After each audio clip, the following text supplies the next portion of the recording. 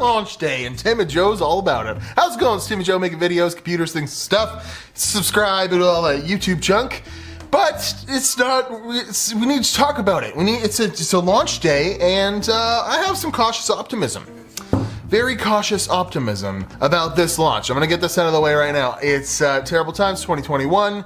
This is a really good graphics card, but the bar for good in 2021 is hard to see. It's hard to find amongst all the crap. So why I say cautious optimism is I know a lot of my contemporaries have received a lot of samples for these, like samples from every one of the vendors, 6, 7 cards in their hands. And I have 2 of them, and I'm like low on the totem pole. So if I got 2 of them and everyone's got like 7 of them, that might mean there's actually some stock, because they're trying to, put some advertising into this through YouTube videos and stuff like that. And if there's no reason to do that unless they have cards in there. So Lisa, Sue, and A and B, please, cautious optimism. But let's just assume there's probably no stock and bots and mining and whatever, and that really makes it really hard to recommend anything or give positive reviews or give positive outlooks on what's happening. But that being said, had this card been launched a year ago, before the new generation of NVIDIA, before this whole jazz started, oh my god, would it have been a smash hit. It would have been a Ryzen level smash hit. This versus the 2080? 2080 Super?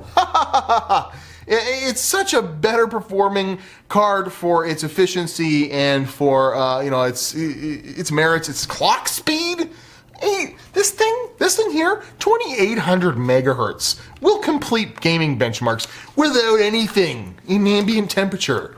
This thing here. So we got lots of stuff to talk about. Yeah, if this was launched a year ago, I think it would have been a smash hit. Right now, it's going to be lukewarm unless the stock is there, and that's without being said. But it's really, really good card. It's as fast as a 2080 Ti. I'm gonna go ahead and say it. This thing right here, it's about as fast as a 2080 Ti. It has more VRAM than a 2080 Ti by 1 gigabyte with 40 compute units. Like I say, average clock speed like over 2600 megahertz kind of stock. In and around there, around 2600 megahertz, but really good versions will be going much higher than that. It makes overclocking graphics cards fun again. It's cool. And how far has AMD come? To give them some kudos, if it wasn't shit times right now, they'd be getting a lot of praise, but it's hard to praise them right now. Look at where they came from. Every one of their graphics cards launched in the last whatever long, except for the last, when Navi started, was a blower model that was so hot it ignited a furnace of infernos in your computer and the gates of hell would open. This thing here, 90 degrees and sounds like a jet engine. This newest generation card is so much faster, so much crazily faster, and 70 degrees, 2600 megahertz on the clock. That's insane how far they've come. It's just like night and day. Never buy an AMD reference card? Why not buy an AMD reference card? So I guess what we have to talk about now is should you buy a reference model or should you buy this is MSI's best version. This is the Gaming X. Usually, like 37 here, it's the Gaming X Trio to keep these big high-end cards cool. But this card is so efficient that in the same class, these guys are very much in the same class. You only need a dual. You only need this much room in your case. And they perform very similarly. And heck, this thing, between 2000 and 2100 megahertz, in game usually around 70, 72 degrees. Big nice card, you would expect that. This guy here, like 65 to 70 degrees with an overclock at like 2700 megahertz playing games, around there, 60, that's game clock. That's incredible. That means that AMD's efficiency can literally be summed up in these 2 cards. If you're AMD, you only need this cooler to max your card out.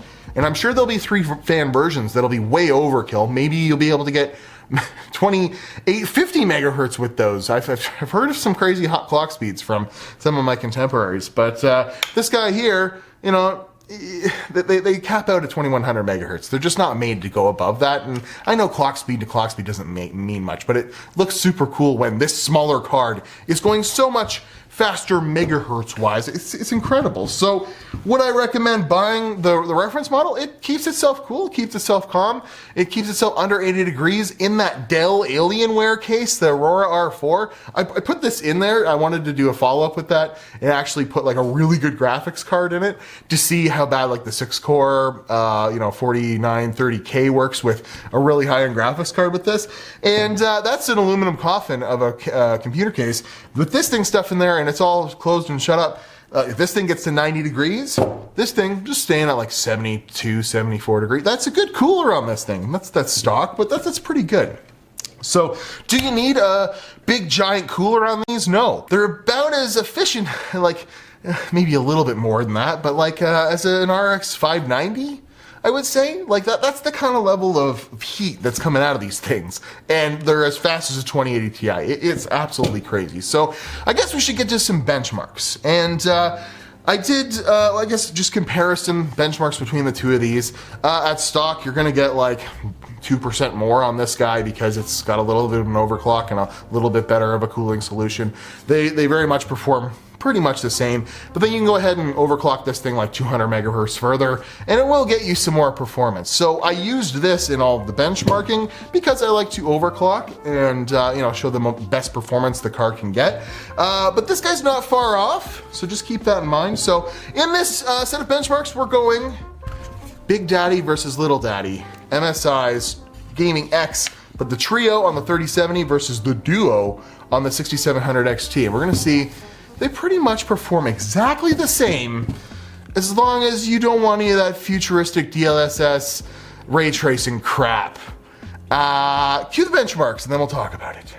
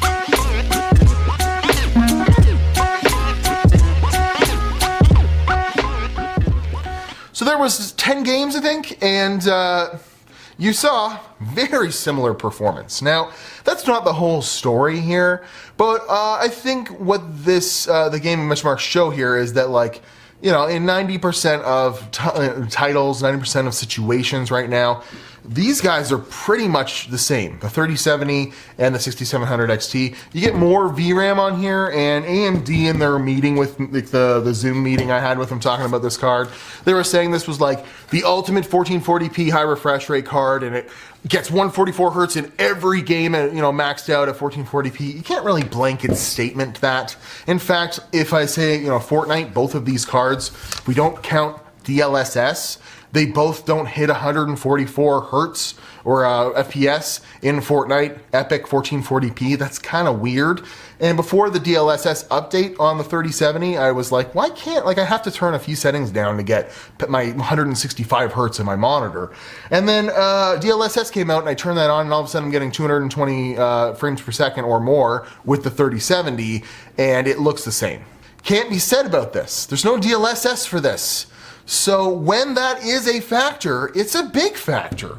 And I really hope, like I asked about it in the meeting, they had no information on AMD's version of DLSS coming out anytime soon. They say it's in development and they want to push it to their consoles as well and have it be like a blanket feature, and that's gonna take some time.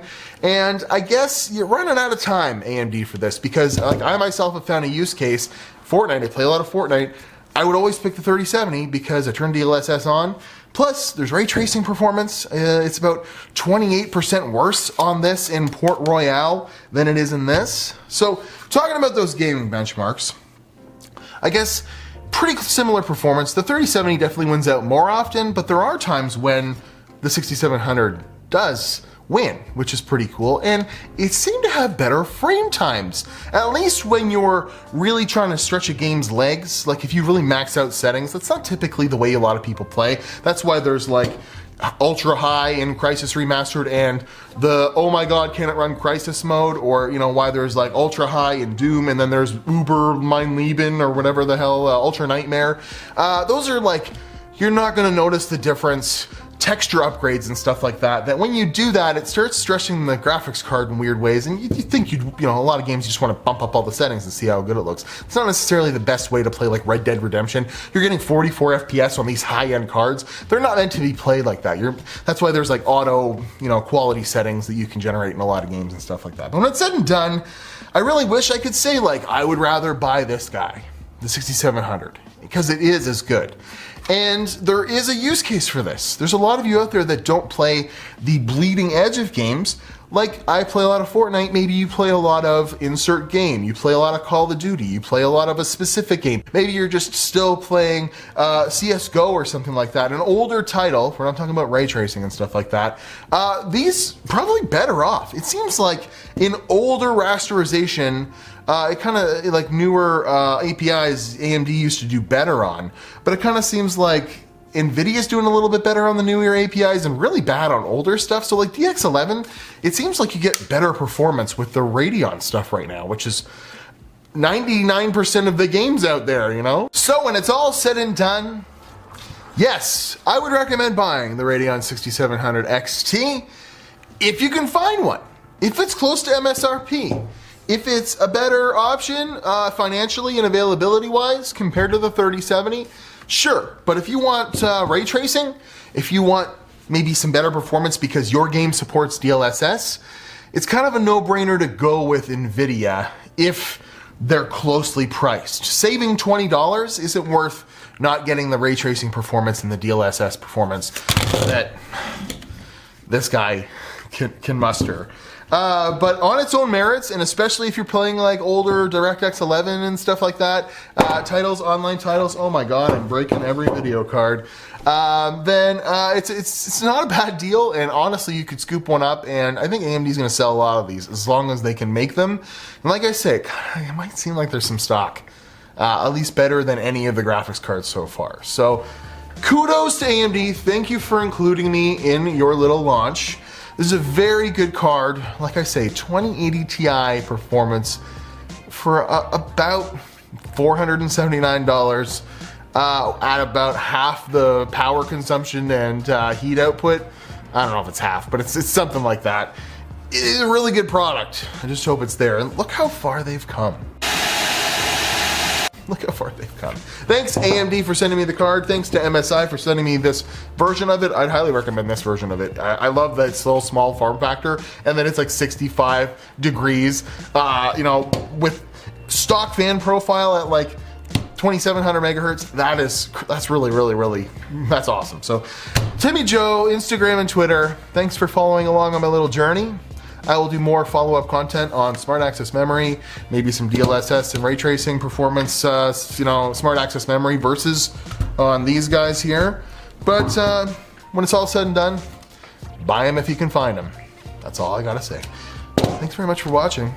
You have a good day. Keep it sleazy.